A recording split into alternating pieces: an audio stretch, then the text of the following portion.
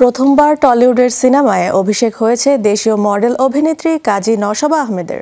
শারদীয় দুর্গা উৎসবে মুক্তি পেয়েছে তার অভিনীত যত কাণ্ড কলকাতাতেই সিনেমা। তার বিপরীতে আছেন কলকাতার অভিনেতা আবির চ্যাটার্জি। পরিচালনা করেছেন অনিক দত্ত। নওশাবা অভিনয় করেছেন বাংলাদেশি এক মেয়ের চরিত্রে। শেকড়ের খোঁজে যে পৌঁছায় কলকাতায়। আজ আমাদের সাথে অতিথি হয়ে আছেন তিনি। Welcome to Sandelina showbiz tonight. Thank you. কেমন আছো? এই তো ভালো, আপনি কেমন আছেন? মাশাআল্লাহ, খুব ভালো আছি আলহামদুলিল্লাহ। যত কাণ্ড কলকাতাতেই, কি ঘটেছিল সেখানে? অনেক অনেক ঘটনা, এত সকল ঘটনাই তো এখন কলকাতাতেই ঘটছে মনে হচ্ছে। অনেক মজা করে আমরা শ্যুট করেছি এবং এটা একটা শেকড় খোঁজার গল্প। বাংলাদেশে একটি মেয়ে তার শেকড়ের খোঁজে কলকাতাতে যায় এবং সে একটা ধাঁধার সাথে জড়িয়ে পড়ে এবং সেখানে তোপসে মানে আবির চ্যাটার্জির সাথে দেখা হয় এবং একটার পর একটা ফুলের কড়ির মতো গল্পটা উন্মোচিত হতে থাকে। কবে এই সিনেমার গল্পটি শুরু হয়েছিল? কবে শুনেছিলেন এই সিনেমার গল্পটির ব্যাপারে? 2 বছর আগে আমার বাবা মারা যাওয়ার পরপরই আমি আসলে ফেসবুকে আমার বাবাকে চিঠি লিখতাম, বাবাকে উদ্দেশ্য করে চিঠি লিখতাম। তো ওটাও অনিক দত্ত, মানে যিনি কেন ডিরেক্টর, উনি ওটা পড়তেন। তো এরকম করতে করতে হঠাৎ করে উনি আমাকে মেসেঞ্জারে একটা বড় টেক্সট পাঠান যে আমি একটা সিনেমা করতে যাচ্ছি, একটা বাংলাদেশি মেয়ে খুঁজছি, তুমি কি অভিনয় করো কিনা। তো আমার এটা খুব ইন্টারেস্টিং লেগেছে যে উনি জানতেনও না যে আমি মানে অভিনয় করি, কিন্তু ওনার লেখা পড়ে মনে হয়েছে যে এই চরিত্রটার সাথে আমি যাই। কারণ আমি যেহেতু খুবই আমার বাবার অ্যাটাচড এবং আমার ফ্যামিলির সাথে খুবই অ্যাটাচড একটা মানুষ। তো উনি আমাকে বললেন যে আমি এরকমই একটু একটা মেয়ে খুঁজছি, বাট তোমার অভিনয়টা আমার দেখা দরকার। তো তখন আমি বললাম যে আমি তো প্রফেশনালি অভিনয় করি। তো উনি বললাম আমি কিন্তু জানি না সেটা। তো তারপর আমি অডিশন দিলাম, প্রায় 3 মাস লাগলো অডিশনে ফাইনালাইজড হতে। মাঝখানে আমার যে কাজগুলো আছেন সেগুলো উনি দেখলেন, ওনার টিমের সাথে বসলেন, তারপর আমি ফাইনালাইজ হলাম। সাবা হয়ে ওঠার গল্পটি কেমন ছিল? গল্পটা এখনও চলমান, কারণ সাবার ভেতরে অনেকখানি নওশাবা আছে এবং চরিত্রটার নাম আগে সাবা ছিল না। আমি যখন সিনেমাটা করা মানে আমার ডিসিশন হলো যে আমি করছি, তখন চরিত্রটার নাম সাবা হয়ে যায়। সো আমি আসলে স্ক্রিপ্টিংয়েরও অনেক জায়গায় অনিকদার সাথে ছিলাম, মানে একটা বাংলাদেশি মেয়ে কীভাবে কথা বলবে, ও কি করতে পারে, ওর ভাবনার জায়গাটা কি।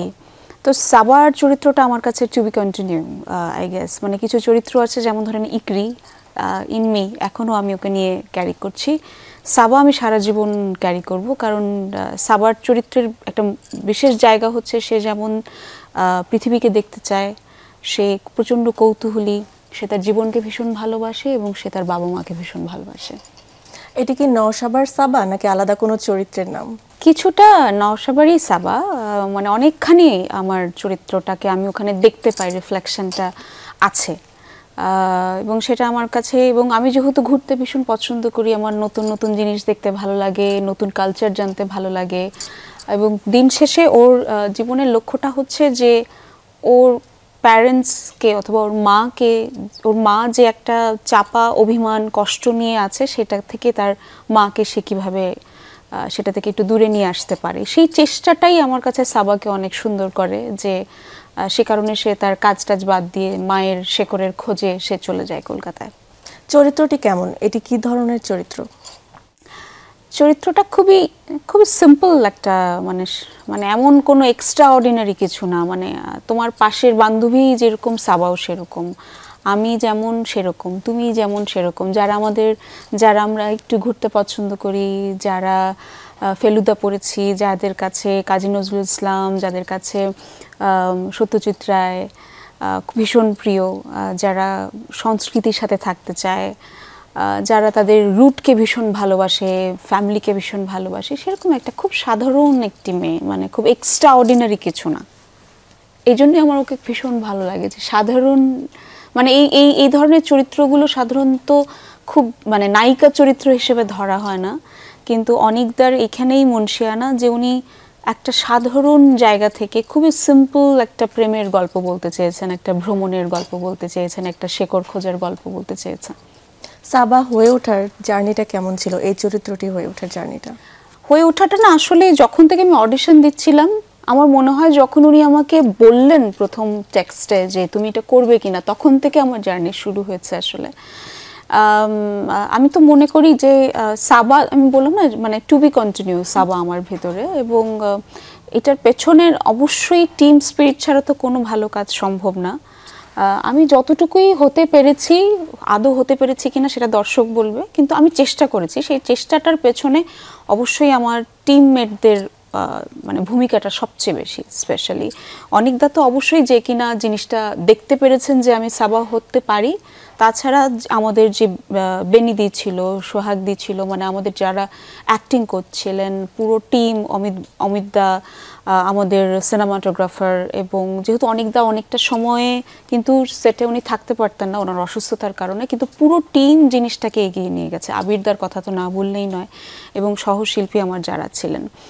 সো আলটিমেটলি একটা চরিত্র হয়ে আসলে একজনের পক্ষে সেটা সম্ভব না, পুরো টিম স্পিরিট না থাকলে আসলে সেটা হয়ে ওঠে না।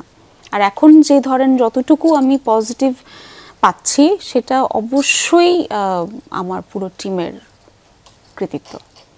ব্যক্তিগত চরিত্রের সাথে সাবা ক্যারেক্টারের মিল অমিল কতটুকু?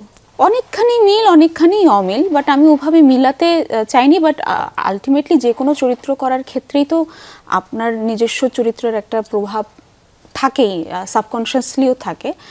এটাতে ছিল, বিকজ অনিকদা যখন স্ক্রিপ্টিংটা করছেন অথবা যখন আমার সাথে অডিশন নিচ্ছিলেন, উনি বারবার ব্যক্তি নরসভার জায়গাটাই জানতে চাচ্ছিলেন। তো তখন আমি বুঝতে পেরেছিলাম যে আমাকে আসলে আমার নিজেকেই বারবার ফিরে তাকাতে হবে, আমার নিজের দিকে, আমার পেছনের দিকে, আমার মায়ের প্রতি আমার ফিলিং কেমন, আমি কেন কেন কেন এতখানি ফ্যামিলিটাকে প্রাধান্য দিই। তো এই বিষয়গুলো এই সিনেমাটা আমাকে নিজেকে চিনতেও অনেক মানে সুযোগ করে দিয়েছে। মানে সাধারণত নিজের সাথে অত কথা বলা হয় না, নিজেকে আয়নার সামনে দাঁড় করিয়ে নিজেকে অনেক খুঁটিয়ে খুঁটিয়ে দেখা হয় না, কিন্তু সাবাটা করার সময় আমাকে সেটা করতে হয়েছে, কারণ যেহেতু অনিকদা চেয়েছিলেন যে নরসভার অনেকখানি প্রভাব ওখানে থাকুক।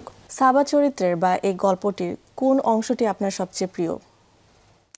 এভাবে আলাদা করে বলাটা একটু ডিফিকাল্ট, বাট মানে আমার খুব মজা লেগেছে যে আমিও সাবার চরিত্রটা করার জন্য কলকাতায় যাচ্ছি, সেটা এক ধরনের প্রিপারেশন। আবার আমার সিনেমার চরিত্রটাও বাংলাদেশ থেকে কলকাতায় যাচ্ছে। সো মানে আমি একটা প্যারালাল পৃথিবীর মধ্যে অবস্থান করছিলাম ভাবনার জগতে। এটা আমার কাছে খুবই মজা লেগেছিল যে, এবং শুটিং শুরু হওয়ার আগে আমি স্ক্রিপ্টে যে যে জায়গাগুলো এক্সপ্লোরেশনের দরকার ছিল সেই জায়গাগুলো আমি আগে থেকেই দেখে দেখে আসছিলাম। তো এটা একদমই ধরো আমার মানে প্রিপারেশন টাইমটাই খুব মজা লেগেছে, যে ফেলুদাকে আরেকবার নতুন করে ভাবা, তোপসেকে একটু ডিফারেন্ট পার্সপেক্টিভে ভাবা, সত্যজিৎ রায়কে একটু ডিফারেন্টভাবে মানে মাথায় রাখা, এবং ওনার বিষয়গুলো একটু আরেকবার আউড়ে নেওয়া। মানে আমাকে বারবার স্মৃতিতে ফেরত যেতে হচ্ছিল, বারবার ছোটবেলায় ফেরত যেতে হচ্ছিল, বারবার আমার বাবার মায়ের চেহারাটা বারবার সামনে আসছিল, কারণ যেহেতু এই মেয়েটির পেছনের প্রধান লক্ষ্যটা হচ্ছে তার মাকে প্রশ্নের উত্তরটা দেওয়া। তো মেইন মোটিভ যেহেতু ক্যারেক্টারের সেইটা আমাকে ভীষণভাবে খুবই অনুপ্রাণিত করেছে, এবং যেটা পার্সোনাল লাইফেও তাই। আমি চেষ্টা করি যে আমার মা, আমার বাবা, এখন উনি নেই, অথবা আমার মেয়ে, মানে পরিবারের মানুষগুলো যাতে একটু শান্তিতে থাকুক। সো এই জায়গাটা সাবার আমার ভীষণ ভালো লাগে। কলকাতার প্রথম সহশিল্পী হিসেবে আবির চ্যাটার্জি ছিলেন, ওনার সাথে কাজ করার অভিজ্ঞতাটা কেমন? খুবই খুবই ভালো, খুবই ভালো। যে দৌড়াচ্ছে, ভীষণ ভালো, খুবই খুবই মজার মানুষ উনি, খুবই খুবই মজার মানুষ, এবং উনি খুবই ভালো অভিনেতা, এটা তো আমরা সবাই জানি, এটা নতুন করে বলার কিছু নেই। কিন্তু উনি মানে আমি যেহেতু একটু আছি সহজ কথায় বোরিং অথবা একটু ইন্ট্রোভার্ট, তো সেই জায়গাটাতে এটা যেহেতু একটা ভ্রমণের গল্প, খুবই একটা এনার্জি নিয়ে পুরো শুটিংটা আমরা করেছি শীতের মধ্যে। এই কার্শিয়াংয়ে যাচ্ছি, এই দার্জিলিংয়ে যাচ্ছি, অনেক ভোর 4টার সময় কল টাইম থাকছে। তো এই এনার্জিটা পুশ করার জন্য আবিরদা মানে কি বলবো অসাধারণ, মানে উনি পুরো টিমকে এগিয়ে নিয়ে যান, পুরো সিনেমাটাকে উনি হোল্ড করেন এটা। এবং শুধু উনি না, ওনার আশপাশে যে মানুষগুলো থাকে তাদের সাথেও আমার একটা দারুণ হৃদ্যতা, এবং ওনার মেয়ের সাথে ওনার যে কি বলবো ইমোশনাল এক্সচেঞ্জ আমার মেয়ের সাথে, মানে খুবই খুবই দারুণ একজন মানুষ উনি। যেহেতু দুই দেশ একই রকম সংস্কৃতি, তো এই দুই দেশের মধ্যে পেশাগত দিক থেকে কাজের মিল অমিল কেমন? প্রথম কথা হচ্ছে আমি কোনো মিল খুঁজতেই যাই না, কারণ এই ভিন্নতাটাই আমার ভালো লাগে, বৈচিত্র্যময়তাটাই আমার ভালো লাগে। আমরা সব সব জায়গায় যদি একই রকম হয়ে যায় তাহলে তো মজাই নাই। বেলি ফুলের সুবাস বেলি ফুলের মতোই হবে, গন্ধরাজের সুবাস গন্ধরাজের মতোই হবে। আমি দুটো সুবাসই ভীষণ পছন্দ করি এবং সেটাকে সেইভাবেই গ্রহণ করতে চাই। সো আমি আমার দেশের যে জায়গাটা রয়েছে সেই জায়গাটাতে যেমন আমার এক ধরনের খুবই স্বাভাবিকভাবে আমি এখানে বেড়ে উঠেছি, এখানকার ইন্ডাস্ট্রির প্রত্যেকটি মানুষকে আমরা জানি এবং আমি কেমন তারা কিছুটা হলেও জানে। সো ওটা তো এক ধরনের, এটা একেবারেই। কিন্তু ওখানটাতে যাওয়াটা ওটাও আমার কাছে খুবই একটা মজার বিষয় ছিল, কারণ আমি নতুনভাবে এক্সপ্লোর করছিলাম। এবং আমি বলতে চাই যে গ্রহণটা তো আসলে একপাক্ষিক হয় না, এটা তো আসলে দ্বিপাক্ষিক একটা বিষয়। তো সেই জায়গা থেকেও আমার ভীষণ ভালো লেগেছে যেটা অবশ্যই আমাদের, সেটা হচ্ছে টাইম মেনটেন্যান্স। ওনারা মানে শুটিংয়ের টাইমটা খুবই ফিক্স থাকে, সে কারণে আর্টিস্টদের যেমন ঘুম, রেস্ট, এই বিষয়গুলো যেটা খুব জরুরি যে একজন আর্টিস্টের জন্য, তার ভালো পারফরমেন্সের জন্য যে রেস্ট যে কতখানি ইম্পর্ট্যান্ট, এইটা ওখানকার প্র্যাকটিসটা আমার ভীষণ ভালো লেগেছিল। আমরা এতদিন টানা শ্যুট করেছি কিন্তু আমার ওই ধরনের এক্সশন হয়নি যে আমি ঘুমাতে পারছি না অথবা ওফ আমার কেমন লাগছে। ইভেন আমি আমার মেয়ের সাথেও সময় দেওয়ার টাইম পাচ্ছি, নিজেকে সময় দেওয়ার টাইম পাচ্ছি। তো এইটা খুবই, এবং আরেকটা বিষয় সেটা হচ্ছে তারা খুবই প্রি প্ল্যান থাকে, যেটা এখন আমাদের দেশেও হচ্ছে। এখন আমাদের দেশে যে বড় বড় সিনেমাগুলো হচ্ছে এবং ইভেন স্মল বাজেটের যে মানে ইন্ডিপেন্ডেন্ট যে সিনেমাগুলো হচ্ছে সেখানেও এই প্র্যাকটিসটা শুরু হয়েছে। সো এটা আসলে ধরে রাখাটা খুব জরুরি যে টাইম মেনটেন্যান্স, এবং আমি সিনেমাটা আসলে আগেই অনেকখানি ভাবনার জায়গায় তৈরি করে ফেলাটা এবং আর্ট ডিরেকশনটাকে ঠিকঠাক মতো ভাবা। সো এই জায়গাগুলো আমার মনে হয় উই আর লার্নিং, এবং না হলে আমাদের দেশ আলীর মতো সিনেমা করতো না অথবা রেহানা মারিয়ম নূরের মতো সিনেমা হতো না। সো আমরা আমাদের মতো করে পথে এগিয়ে যাচ্ছি, ওরা ওদের মতো করে পথে এগিয়ে যাচ্ছে। আমাদের আসলে মানে মাথায় রাখা উচিত যে আমরা চলচ্চিত্র মাধ্যমটাকে কতখানি এক্সপ্লোর করছি এবং কিভাবে সম্মানজনকভাবে বিশ্ব দরবারে নিয়ে যাচ্ছি। অনিক দত্তের সাথে কাজ করেছেন, অভিজ্ঞতাটা কেমন ছিল? খুবই মজার, খুবই ভালো এবং ভীষণ, মানে আমি যে জায়গাটা বারবার বলছি সেটা হচ্ছে যে আমাকে কাস্টিং করাটাই আমার কাছে ওনার এই ডিসিশনটাকে, ওনার প্রতি আমার শ্রদ্ধাকে অনেকখানি বাড়িয়ে দিয়েছে। এবং আমার নিজের প্রতি আমার নিজের যে কনফিডেন্স, যে আমি একটা সময় ভাবতাম যে আচ্ছা দেশে তো আমি কখনোই লিড চরিত্র করতে পারবো কিনা, অন্তত সিনেমায়, ওটিটিতে না হয় ধরেন নুহা সুমায়ন আমাকে অন্তরা দিয়েছে, কিন্তু এটা একটি দিয়ে তো আর ধরেন আমি আমার ক্ষুধা মিটে না। আমি হয়তোবা থিয়েটারে সিদ্ধার্থ করছি, নন্দিনী করছি, কিন্তু ক্ষেত্রমণি করছি, কিন্তু কেন আমি স্ক্রিনে সেই চরিত্রগুলো করতে পারছি না, কেন আমাকে? তো এই প্রশ্নটা বারবার আমার কনফিডেন্সকে হানা দিত যে না আমার তো আসলে ভিউ নাই, অথবা না আমি আসলেই কি একজন, মানে আমাদের দেশে যে সুপারস্টার আছে তাদের সাথে জুটি বেঁধে কাজ করতে পারবো কিনা। অনেকটা আমাকে সেই সময় মানে একেবারেই খরার মধ্যে বৃষ্টির মতো করে উনি আমাকে কনফিডেন্সটুকু দিলেন যে তুমি যদি অভিনয়টাকে সত্যি ঠিকঠাক মতো করো এবং তুমি যোগ্য কেন্দ্রীয় চরিত্র করার এবং একটি পুরো সিনেমাকে টেনে নিয়ে যাওয়ার, এবং সেটা পূজার মতো একটি সময়ে রিলিজ পাবে এবং এত বড় একটা প্রোডাকশন হাউস সেটাকে প্রডিউস করবে। সো এটা আমার জন্য ব্যক্তিগতভাবে, যেখানে প্রতিনিয়ত আমি এই কনফিউশনের মধ্যে মুখোমুখি হই যে আদৌ আমি যোগ্য কিনা, আদৌ আমি যোগ্য কিনা, সেখানে এটা আমার জন্য একেবারেই একটা কনফিডেন্সের জায়গা যে অনেকটা আমাকে দিয়েছেন। সো এইটার জন্য আমি ওনার কাছে সারা জীবন কৃতজ্ঞতা প্রকাশ করব। কলকাতার সিনেমায় নিয়মিত হবেন? ভালো চরিত্র থাকলে কেন নয়, অবশ্যই। আমি তো শুধুমাত্র কলকাতা কেন, আমি তো স্বপ্ন দেখে আমি হলিউডে সিনেমা করছি, আমি মানে ফ্রান্সে সিনেমা করছি, ওয়াই নট? কারণ একজন অভিনেতা অথবা একজন শিল্পী, দেখেন আমি তো শুধুমাত্র অভিনয়টা করি না, আমি থিয়েটারটাও করি, থিয়েটার ডিরেকশনটাও দিই, আমি টুকটাক পাপেট্রি করি, ছবি আঁকি। সো আমার কাছে মনে হয় একজন শিল্পী তো আসলে পুরো পৃথিবীর হয়। ভাষার আসলে এখন ভাষার কোনো নেই, বর্ডার নেই, আর ভাবনার তো কোনো বর্ডারই নেই, আর আর্টের তো কোনো বর্ডারই নেই। সো বর্ডার নিয়ে যারা মেতে আছে তাদেরকে মেতে থাকতে দিন, আমরা শিল্পীরা অন্তত যাতে বর্ডারের মধ্যে না পড়ি। তবে বাংলাদেশে কি হবে, নতুন কোনো সিনেমা পাবো কি? সেটা তো বাংলাদেশের মিডিয়ার মানুষরা জানে, এখানকার প্রডিউসার ডিরেক্টররা ভালো বুঝবেন যে আমি এখন বিষয়টা হচ্ছে আমি তো মানে প্রতিনিয়ত প্রতিদিন নিজেকে রেডি করি, প্রতিদিন সকালবেলা এই আশাতেই ঘুম থেকে উঠি যে আমি একটা ভালো চরিত্র করব, প্রতিদিন নিজেকে শারীরিক মানসিক আত্মিকভাবে তৈরি করি, চর্চা করি, জীবনবোধ বলেন শিল্প চর্চা বলেন, শুধুমাত্র সিনেমাটা করব বলেই, সিনেমাটা অভিনয় করব অথবা সিনেমাটা ডিরেকশন দেব বলে। সেটার সেই চর্চাটা যেহেতু আছে, এখন তারা আমাকে চরিত্র দিলেই আমি নিজেকে সেভাবে প্রিপেয়ার করব। আপনি যেহেতু সিনেমার কথা বলছিলেন, এখন দুই দেশের রাজনৈতিক অবস্থা ভিন্ন, বিপরীতে, তো একজন শিল্পী হিসেবে আপনি কেমন দেখছেন আমাদের ভবিষ্যতের শিল্পীগুলোর সিনেমার অবস্থা কেমন হবে?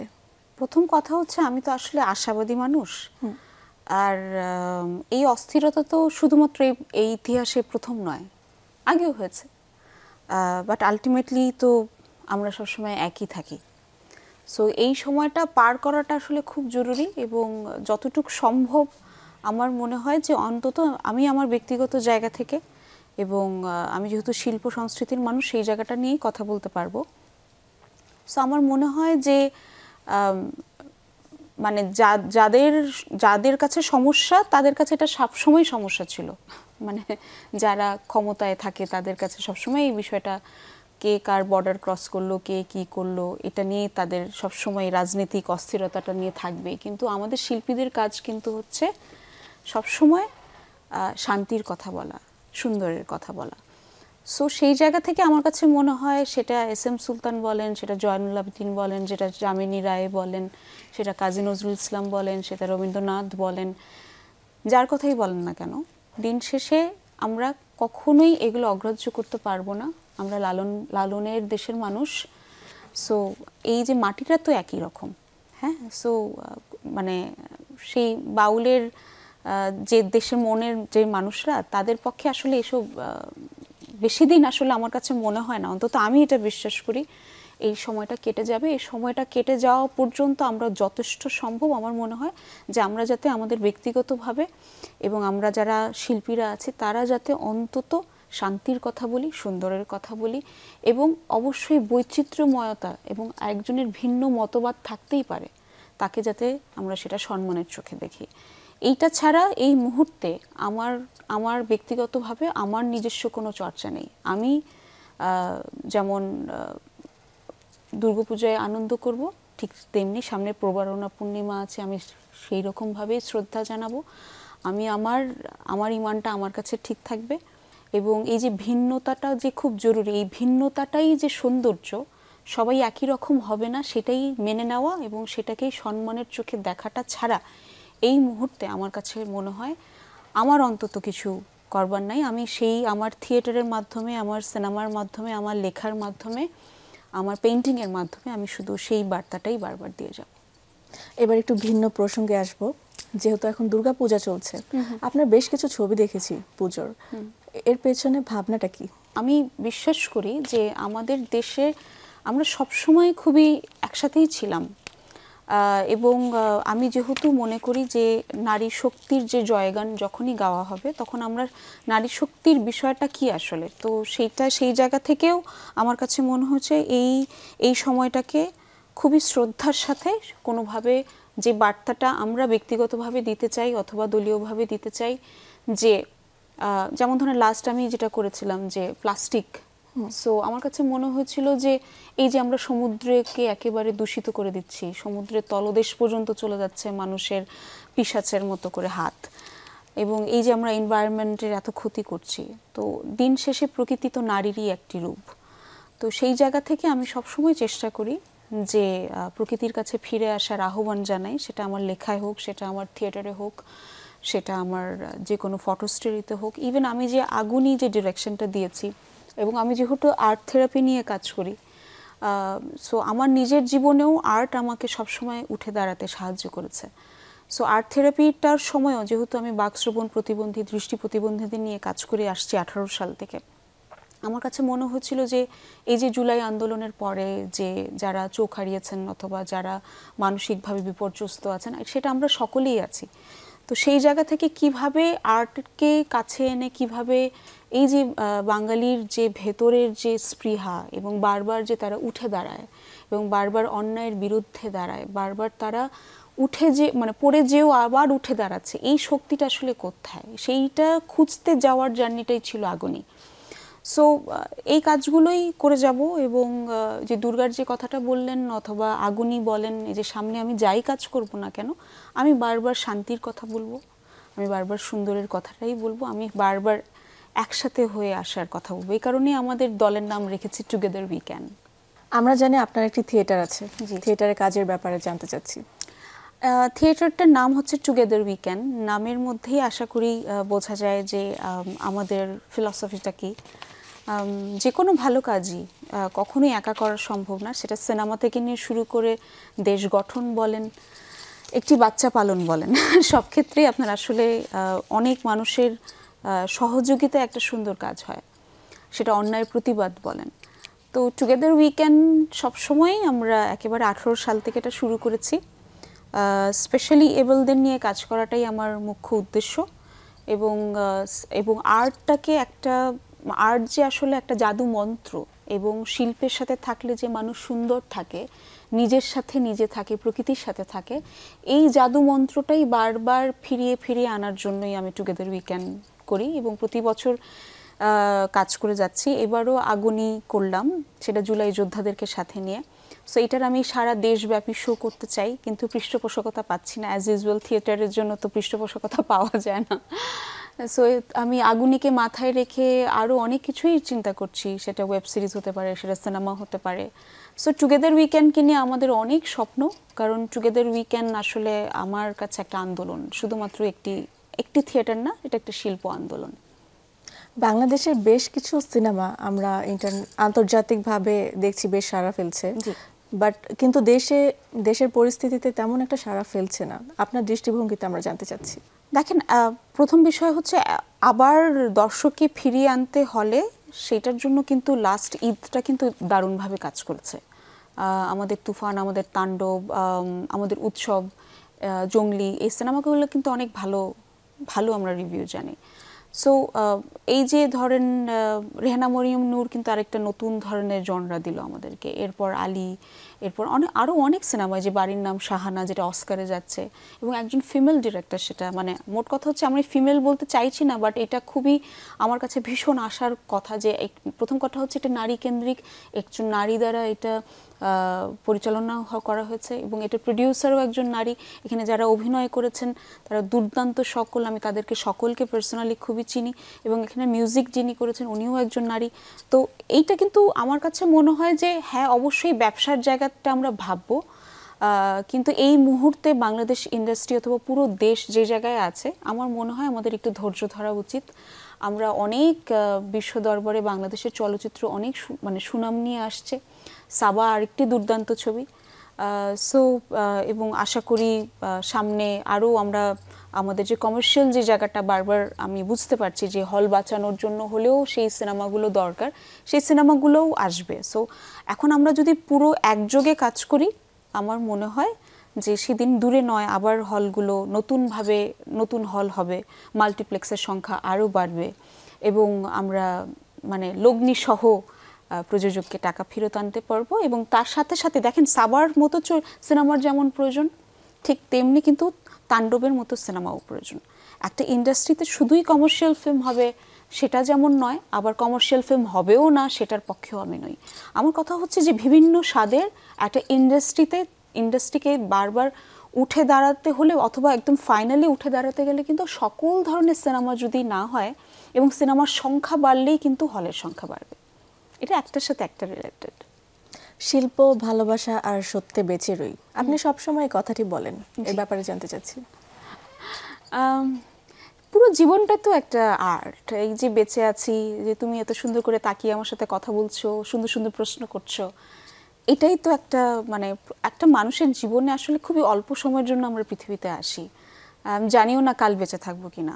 আর আমার বাবা বলেন প্রতিদিন সকালবেলা ঘুম থেকে উঠে আল্লাহর কাছে শুকরিয়া আদায় করো যে তুমি আজ ঘুম থেকে উঠেছো। সো আমার কাছে প্রতিদিনই আমার মনে হয় যে ইটস আ গিফট। সো এবং সেটাকে প্রতিটা দিন যাতে আমি একেবারে আমার প্রতিটা দিন যাতে এক একটা আর্ট পিস হয়, এটাই আমার টার্গেট থাকে। আর সত্যের ব্যাপারটা তো আর ভালোবাসাটা তো সেটাই, ভালোবাসা ছাড়া তো আমার মনে হয় না কোনো শিল্পী বাঁচে, একটা ফুলই বাঁচে না, তাহলে একটা মানুষ কিভাবে বাঁচবে। সো ভালোবাসা ছাড়া কোনো মানে অপশানই নাই। সো আমি ভালোবাসা দিতে চাই এবং আমার আরেকটা হ্যাশট্যাগ আছে, ভালোবাসতে ভালোবাসি। সো এই ছোট্ট জীবনে এত ঘৃণার জায়গা কোথায়। সো শিল্প, ভালোবাসা গেল, আর সত্য। সত্য ব্যতীত আসলে কোনো শিল্প হয় না, সত্য ব্যতীত আসলে কোনো ভালোবাসা হয় না। সো সব কিছু একটার সাথে একটা ইন্টারেক্টেড। সো আমি চেষ্টা করি এই তিনটা পিলারের উপর নিজেকে বাঁচিয়ে রাখতে। অনেক ধন্যবাদ, আপনি আমাদেরকে সময় দিয়েছেন। Thank you. দর্শক, এই ছিল আমাদের আজকের আয়োজন। ফিরে আসবো আগামী পর্বে। সে পর্যন্ত ভালো থাকুন, সুস্থ থাকুন আর দেখতে থাকুন যমুনা টেলিভিশন।